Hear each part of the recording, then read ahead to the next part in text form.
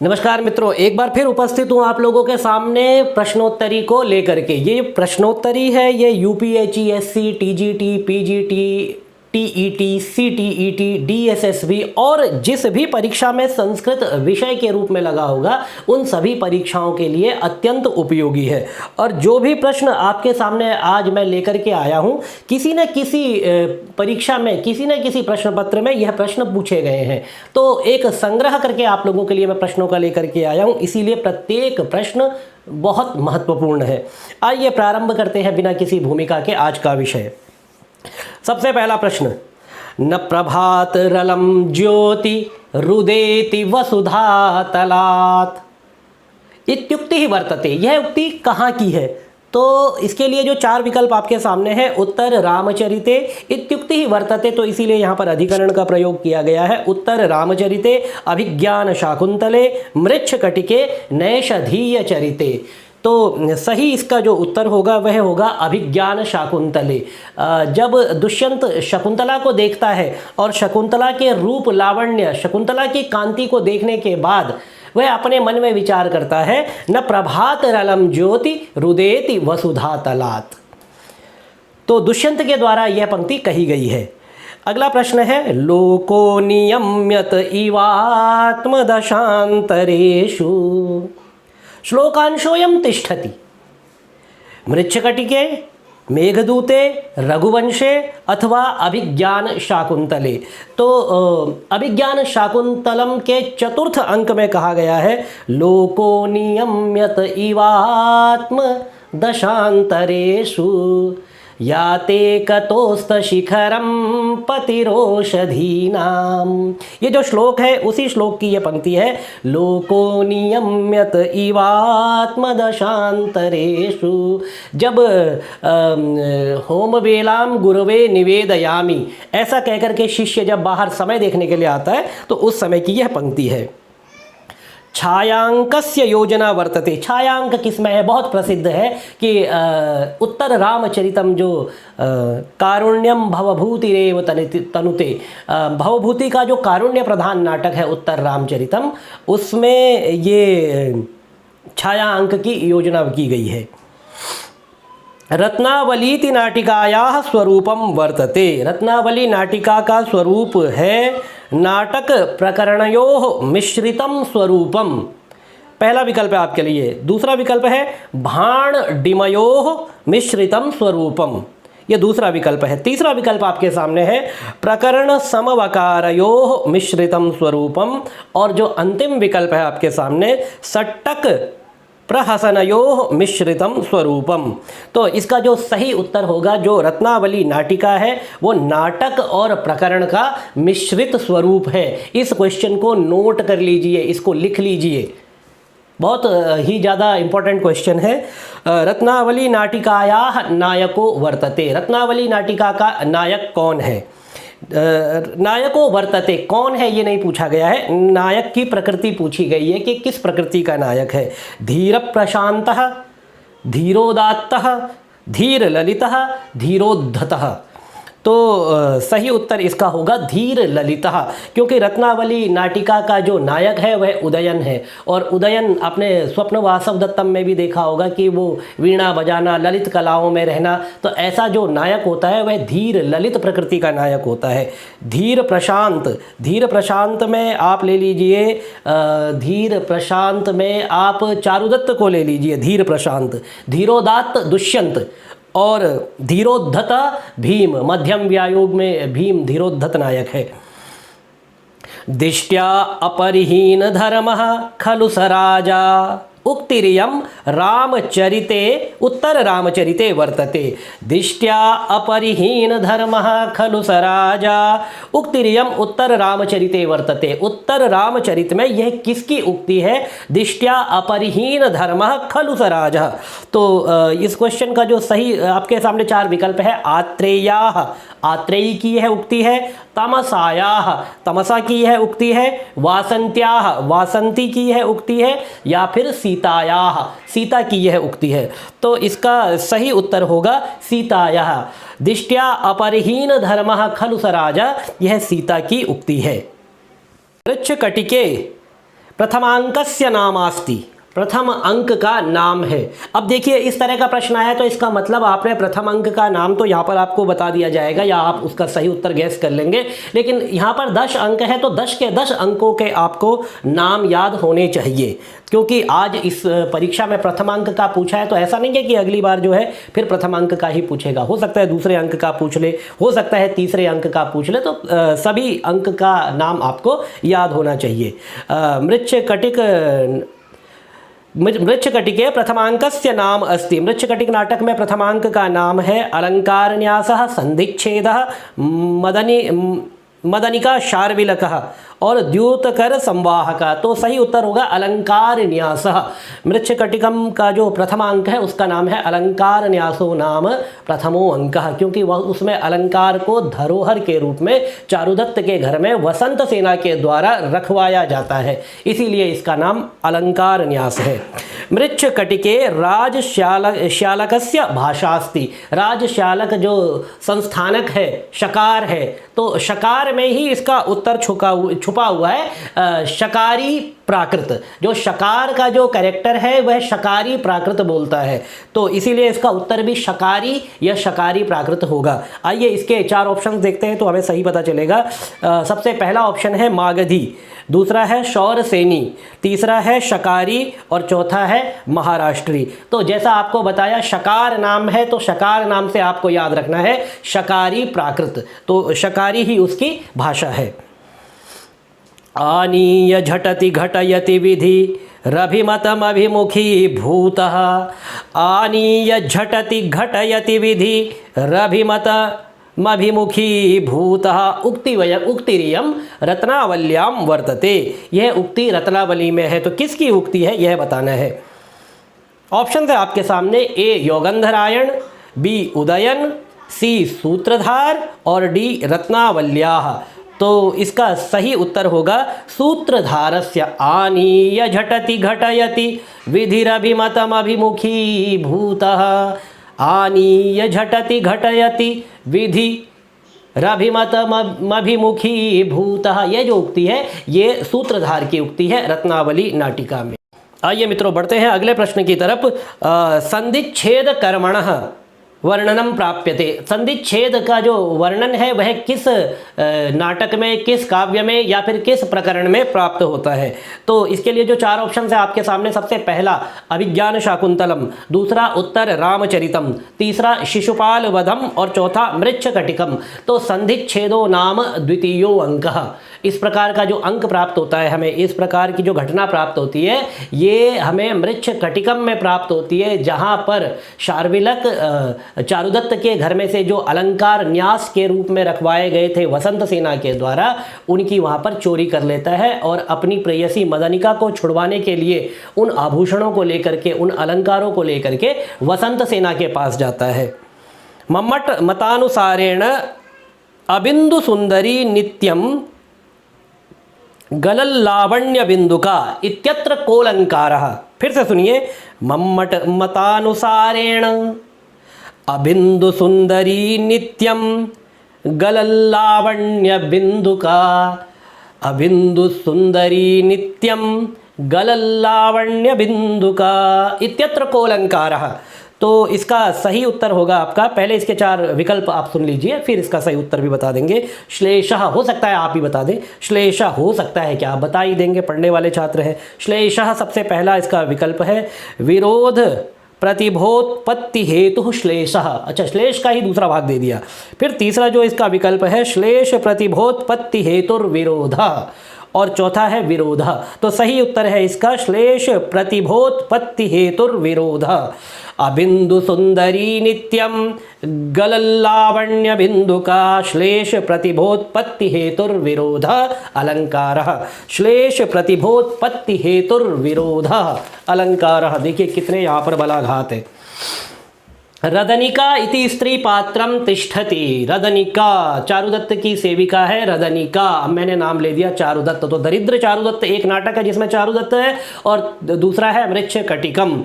तो प्रकरण की हम बात करें तो मृच्छकटिकम प्रकरण के अंदर चारुदत्त की जो सेविका है उसका नाम रदनिका है। तो आपके जो चार विकल्प है उत्तर रामचरिते, मृच्छकटिके, रत्नावल्याम या फिर कादंबर्याम, इसमें से मृच्छकटिके यह आपका सही उत्तर हो जाएगा। इसी तरह से आपको पात्रों का परिचय याद रखना है। उत्तर रामचरितम में कौन कौन से पात्र हैं, कितने पुरुष पात्र हैं, कितने स्त्री पात्र हैं, यह भी ध्यान रखना है। मृच्छकटिकम जो कि जिसमें समाज की व्यवस्था को, समाज के चित्रण को प्रस्तुत किया गया है, उसमें पात्रों की भरमार है। उसमें शार्विलक, दुर्धरक, संवाहक, बौद्ध भिक्षु जो संवाहक बन गया, उसके अलावा स्थावर, संस्थानक, अधिकरणक और भी अनेक प्रकार के उसमें पात्र हैं। तो बहुत सारे उसमें हर तरह के पात्र आपको मिलेंगे। वीरदास, चंदनक, तो और एक जगह वहाँ पर भाषाओं का भी वर्णन आया है। वीरक और चंदनक के प्रसंग में कुछ साउथ इंडियन लैंग्वेजेस का भी वहाँ पर वर्णन आया है, तो उसको भी आपको देख लेना चाहिए, वह भी पूछा जा सकता है। अगला प्रश्न करते हैं। कादम्बरी इति शब्दस्य प्रसिद्धोर्थी। कादम्बरी शब्द का प्रसिद्धोर्थोस्ति। कादंबरी शब्द का प्रसिद्ध अर्थ क्या है? अप्सरा, मदिरा, भीरु स्त्री, कदम्ब धारिणी। तो सही उत्तर है इसका मदिरा। कादंबरी शब्द का सही अर्थ है मदिरा। अकारणाविष्कृत वैर दारुणा दसज्जनात् कस्य भयं न जायते। अकारणाविष्कृत वैर दारुणा दसज्जनात् कस्य भयं न जायते। इसी चैनल पर आपको मिलेगा कादंबरी के कथामुख के प्रमुख और प्रथम 20 श्लोकों का वाचन प्रसंग के साथ में, उसको भी अवश्य सुने। तो इस प्रकार के जो प्रश्न है, क्योंकि एक या दो प्रश्न तो इसमें से आते ही आते हैं, वो आपके क्लियर हो जाएंगे। और ज़्यादा नहीं, 4-5 दिन उसको सुनिए, उसके बाद फिर आप सिद्ध हो जाएंगे। उसके बाद दोबारा सुनने की आवश्यकता नहीं पड़ेगी। आप परीक्षा से 2-4 दिन पहले फिर सुन सकते हैं। अकारणाविष्कृत वैर दारुणा दसज्जनात् कस्य भयं न जायते। पद्यस्यास्य प्रणेता कविरस्ति। तो इतना मैंने आपको हिंट दे दिया, इतनी इसके बारे में बात कर ली तो आपको पता चल गया होगा कि महाकवि बाण भट्ट विरचित कादंबरी कथामुख के जो प्रारंभिक 20 श्लोक हैं उसमें से यह श्लोक लिया गया है। तो इसके रचनाकार हैं महाकवि बाण भट्ट। कादंबर्याम विंध्याटवी वर्णने अचेतन पदार्थानां चेतन देवताभि उपमा करणस्य मूले चमत्कारोस्ति। बहुत बड़ा प्रश्न, एक बार फिर से पढ़ देता हूँ। कादंबर्याम विंध्याटवी वर्णने, कादंबरी में विंध्याटवी वर्णन में अचेतन पदार्थानाम चेतन देवता भी, अचेतन पदार्थों का चेतन देवताओं के साथ उपमा करणस्य मूले, उपमा करने के मूल में चमत्कारोस्ति। कौन सा चमत्कार है? कौन सा चमत्कार का तात्पर्य यहाँ पर अलंकार पूछना चाहते हैं आपसे कि अचेतन पदार्थों की चेतन देवताओं के साथ उपमा की गई है विंध्याटवी वर्णन के प्रसंग में, वहां पर बताना है कौन सा अलंकार है। 4 ऑप्शन आपको दे देता हूं। वक्रोक्ति, यमक, श्लेष और अनुप्रास। तो इसका जो सही उत्तर होगा वह होगा श्लेष अलंकार। श्लेष अलंकार के द्वारा यह चमत्कारिक वर्णन महाकवि बाण भट्ट के द्वारा किया गया है। आइए अगला प्रश्न आप लोगों के सामने प्रस्तुत करता हूं। यथा गौस् तथा गवयः, यह उदाहरण किसका है? तो इसके लिए 4 ऑप्शन है आपके पास। प्रत्यक्ष, अनुमान, उपमान और शब्द। चारों प्रमाण ले लीजिए, चारों प्रमाण में से किसी एक का यह लक्षण है। तो प्रत्यक्ष, अनुमान, उपमान और शब्द। तो इसका सही उत्तर होगा उपमान। अतिदेश वाक्यार्थ स्मरण सहकृतम गो सादृश्य विशिष्ट पिंड ज्ञानम उपमानम, ये उपमान की परिभाषा है। यथा गवय जानन्नपि नागरिको यथा गौस् तथा गवय इति, इस प्रकार जो है उपमान प्रमाण का लक्षण किया गया है। तो यथा गौस् तथा गवय यह उपमान का उदाहरण है। इसके बाद आइए अयम असौ गवय शब्द पदवाच्य, इस प्रकार का वहाँ पर वर्णन आता है। तो आप देख लेंगे तो आपको पूरा वर्णन वहाँ पर प्राप्त हो जाएगा। चतुर्वर्ग फल प्राप्ति ही यह काव्य प्रयोजन स्वीकृत है। किसने चतुर्वर्ग फल प्राप्ति ही यह काव्य प्रयोजन स्वीकार किया है? आचार्य मम्मट, आचार्य दंडी, आचार्य विश्वनाथ या फिर आचार्य आनंदवर्धन। किसके द्वारा यह चतुर्वर्ग फल प्राप्ति यह काव्य प्रयोजन स्वीकार किया गया है? चतुर्वर्ग फल प्राप्ति सुखादल्प धियामपि काव्यादेव यतस्तेन तत्स्वरूपम निरूप्यते। ऐसा आचार्य विश्वनाथ ने लिखा है। तो ये जो इसका सही उत्तर होगा वह आचार्य विश्वनाथ ही होगा। और इसके अलावा जो आचार्य मम्मट ने भी कुछ कहा होगा काव्य प्रयोजन के बारे में, तो उस पर भी बात कर लेते हैं, क्योंकि यहाँ पर 4 विकल्पों को अगर हम चारों के अगर एक बार विकल्पों पर बात कर लेंगे, मीमांसा कर लेंगे, तो आपका एक प्रश्न के स्थान पर यहाँ पर 4 प्रश्न आपको प्राप्त हो जाएंगे। आइए, तो आचार्य मम्मट ने जो काव्य प्रयोजन के बारे में कहा है वह क्या कहा है? काव्यम यशसेर्थ कृते व्यवहार विदे शिवेतरक्षतये सद्यः पर निर्वृतये कांता संमितयोपदेश युजे। ये आचार्य मम्मट के द्वारा काव्य का प्रयोजन बताया गया है। आचार्य आनंदवर्धन ने काव्य की परिभाषा देते हुए कहा है अपने ध्वन्यालोक में, काव्यस्य आत्मा ध्वनि ही। ध्वनिकार ध्वन्याचार्य आनंदवर्धन, ध्वन्यालोक इन्होंने ग्रंथ लिखा है। ध्वन्यालोक पर महामाहेश्वर आचार्य अभिनव गुप्त ने आलोक नामक टीका लिखी है, क्योंकि ध्वनि आलोक, आलोक को लोचनों के द्वारा देखा जाता है, इस तरह से याद रखिए। और आचार्य महामाहेश्वर अभिनव गुप्त ने इस पर लोचन नामक एक टीका लिखी है। आइए, दंडी, आचार्य दंडी ने कहा है, शरीरम तावदिष्टार्थ व्यवच्छिन्न पदावली, शरीरम तावदिष्टार्थ व्यवच्छिन्न पदावली। ये इनका काव्य का लक्षण है। आइए अगले प्रश्न की तरफ आगे बढ़ते हैं। काव्य प्रकाश के अनुसार श्लेष अलंकार के भेद है। वाच्य भेदेन भिन्ना यद युगपद भाषण स्पृशः श्लिष्यन्ति शब्दः श्लेषोसा वक्षरा दिभिरष्टधा दिभिरष्टधा दिभिअष्टधा। तो संख्या वाचिनोर ध सूत्र के द्वारा यहाँ पर अष्ट शब्द से धा प्रत्यय लगाया गया है, अष्टधा। तो श्लेष के जो प्रकार हो गए वह हो गए 8। ये जो व्याकरण बता रहा हूँ ये भी याद रखिए, पता नहीं कब जाने किस रूप में मिल जाए भगवान, जाने किस रूप में आ जाए क्वेश्चन। ऐसा बन गया, राइम बन गया, जाने किस रूप में आ जाए प्रश्न, ऐसे बना लीजिए। तो ठीक है, तो इस प्रकार से श्लेष के जो है 8 प्रकार, अक्षरादि भी अष्टधा, तो 8 प्रकार का श्लेष होता है। इसके बाद आइए, याच धातु में सानच प्रत्यय यदि लगा दिया जाए, ठीक है, याच धातु में सानच प्रत्यय यदि लगा दिया जाए तो रूप क्या बनेगा?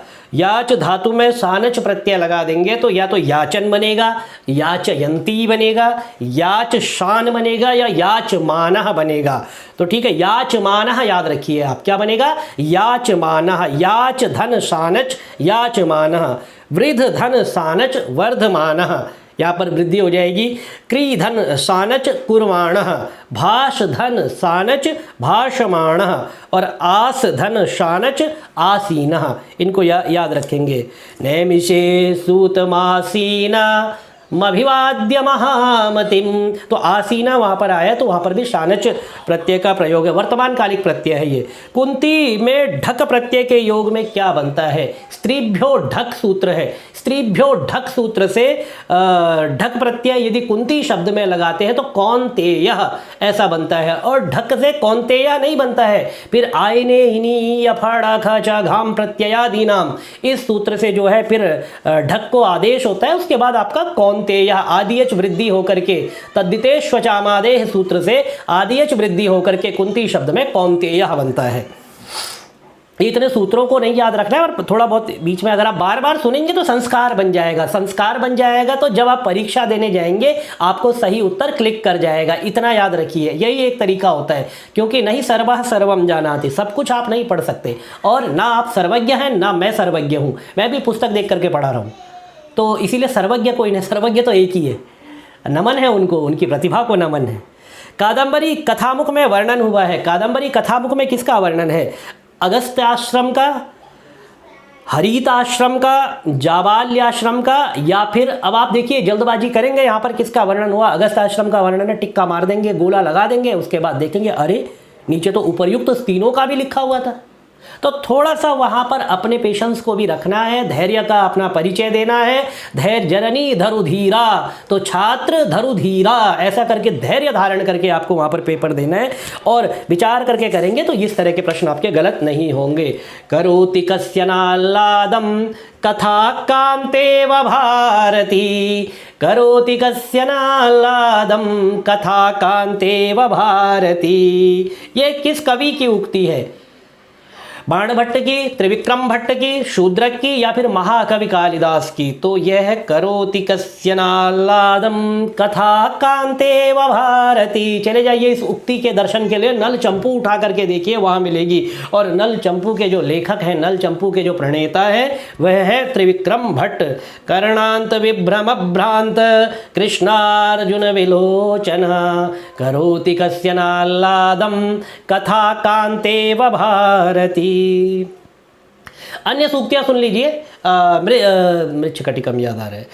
त्रिविक्रम भट्ट के नल चंपू की अन्य सूक्तियां हैं। सर्वम सहा सूरया, विद्वान सभी का समादर करते हैं, इसका अर्थ है। उसके बाद नैको रसः कवे परस्य हृदये लग्नम न घूर्णयति अच्छिरः, ये भी इसकी जो है सूक्ति है। रम्या रामायणी कथा। बाणभट्ट का नाम आया था, तो बाणभट्ट की कुछ प्रसिद्ध पंक्तियां हैं, उनको आप एक बार सुन लीजिए। स्फुरत कलालाप विलास कोमला, करोति रागम हृदि कौतुकाधिकम, धिया निबद्धेयमति द्वयी कथा। और शूद्रक की जो कुछ पंक्तियां हैं जो कि परीक्षा में पूछी जा सकती है, उन पर भी एक बार विचार कर लेते हैं। अनलंकृत शरीरोपि चंद्रमुख आनंदयति मम हृदयम, द्वयमिदमतीव लोके प्रियम नराणाम सुरच्च वनिता तच्च। ठीक है, तो इस प्रकार इनकी जो प्रसिद्ध पंक्तियां थी उनको भी हमने एक बार देख लिया। आइए अगले प्रश्न की तरफ चलते हैं। त्रिविक्रम भट्ट ने नल चंपू में सबसे पहले किसका स्तवन किया है, किसका स्मरण किया है, किनको याद किया है, किनकी जय कही है? किसी भी तरह से प्रश्न आ सकता है। आपके ऑप्शंस हैं कामदेव, विष्णुदेव, गिरिसुता या भगवान शंकर। अब श्लोक सुनिए। जयति गिरिसुताया काम संताप वाहिन, उरसिरसनिशेकश्चान्दनश्चन्द्रमौलि, तदनु च विजयन्ते कीर्तिभाजां कवीना, मसकृतमिदविन्दो स्यन्दिनो वाग्विलासा। इसके बाद कामदेव को जो है स्मरण स्तवन किया गया है। जयति मधुसहाय सर्व संसार वल्ली, ननमययुतेयं मालिनी भोगिलोके, जयतु गिरिसुताया मालिनी भोगलोके, ननमययुतेयं काम संताप वाहिन। तो जयति गिरिसुताया, जयति गिरिसुताया। अब कहिए कि गिरिसुता का स्मरण किया गया, नहीं, जयति गिरिसुताया काम संताप वाहिन, मतलब गिरिसुताया, गिरिसुता के काम के संताप को वहन करने वाला वो कोई और है, वो महादेव है। तो भगवान शंकर का स्तवन जो है नल चंपू के प्रथम श्लोक में महाकवि त्रिविक्रम भट्ट के द्वारा किया गया है। गतम तिरश्चीन मनूरु सारथे, में अनूरु सारथे है या अनूरु सारथी पद का अर्थ है अनूरु सारथी, क्योंकि जिनके उरु, जिनकी जंघाएं नहीं है उसको अनूरु कहते हैं। तो भगवान सूर्य के जो सारथी हैं अरुण, उन्हीं को अनूरु सारथी कहा गया है। तो अनूरु सारथे गतस्तिरश्चीन मनूरु सारथे, प्रसिद्धमूर्ध्वज्वलनं हविर्भुजा, पतत्यधो धाम विसारि सर्वता, किमेतदित्याकुलमीक्षितं जनै। ये है शिशुपाल वध के प्रथम सर्ग का दूसरा श्लोक। तो भगवान सूर्य को यहाँ पर सूर्य को अनूरु सारथी कहा गया है। अनूरु सारथी मतलब अरुण, अनूरु जिनके सारथी हैं उसे अनूरु सारथी कहा गया है। हरत्यघं संप्रति हेतुरेष्यता, यह पद्यांश कहाँ से लिया गया है? अपूर्ण श्लोकस्तु इत्थम श्रूयताम, इत्थम श्रूयन्ताम, बहुत सारे होंगे आप लोग। हरत्यघं सम्प्रति हेतुरेष्यत शुभस्य पूर्वाचरितैकृतं शुभै शरीरभाजां भवदीय दर्शनं व्यनक्ति कालत्रितयेऽपि योग्यताम्। यह श्लोक शिशुपाल वध से लिया गया है। शिशुपाल वध के प्रथम सर्ग का यह 26वां श्लोक है। दरिद्रता के वर्णन से पूर्ण रूपक प्रणीत किया है किसने? महाकवि शूद्रक ने दरिद्रता के वर्णन को लेकर के पूर्ण एक रूपक प्रहसन की रचना की गई है, जिसका नाम है मृच्छकटिक, मृच्छकटिकम। इंग्लिश में बहुत ही फेमस इसकी एक ट्रांसलेशन हुआ है जिसका नाम है द क्ले कार्ट। तो उसको भी आप लोग देख सकते हैं अपने ज्ञान के लिए। परीक्षा में द क्ले कार्ट से नहीं पूछा जाएगा, पूछा मृच्छकटिकम से ही जाएगा, क्योंकि संस्कृत की पंक्तियां आपको लिखनी होगी, तो उसके लिए आवश्यक है कि आप अपने मूल ग्रंथ को ही देखें। आइए इसके एक बार नायक नायिका का परिचय करते हैं और आज की कक्षा का फिर समापन करते हैं। अवंतिपुर्यां द्विज सार्थवाहो युवा दरिद्र किल चारुदत्त गुणानुरक्ता गणिका च तस्य वसंत शोभेव वसंत सेना। अवंतिपुरी में द्विज सार्थवा था, युवा था दरिद्र था, नाम चारुदत्त था। गुणों में रक्त एक वैश्या थी उसकी, वसंत की कांति के समान वसंत सेना। ये इसका अर्थ मैंने आपको बना के जैसे तैसे बता दिया है। तो मित्रों, ये बस आज हम इतने ही प्रश्नों पर चर्चा करेंगे। आगे और प्रश्न आपके लिए लगातार लेकर के आते रहेंगे, कहीं ना कहीं आपको लाभ होगा।